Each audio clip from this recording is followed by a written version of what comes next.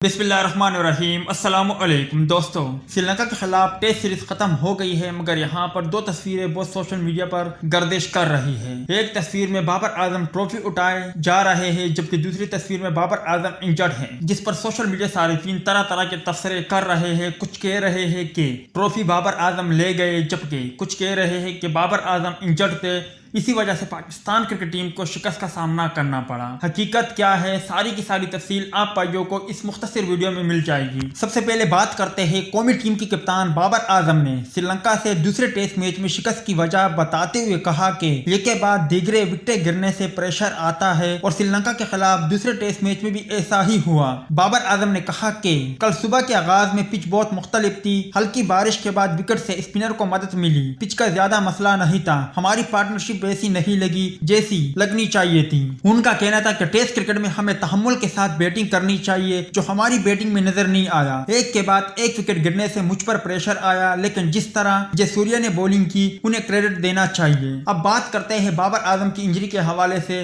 तो दोस्तों, दौरान मैच बाबर आजम को कुछ तकलीफ हुई थी, जिसकी तस्वीर आप स्क्रीन पर देख सकते हो, जब फिजियो बाबर आजम के पास आए थे और उनकी उस तकलीफ को खत्म करने में लगे थे, जो बात अदा खत्म भी कर दी गई थी। और ट्रॉफी के हवाले से बात करें तो दोस्तों, ये ट्रॉफी बाबर आजम ने ऐसे ही उठाई है क्योंकि टेस्ट सीरीज बराबर हो गई है, और ट्रॉफी और जो इनाम है 10,10,000 का, वो भी दोनों टीमों में बराबर तकसीम की गई है। वीडियो अच्छी लगे तो इसे लाइक जरूर करें।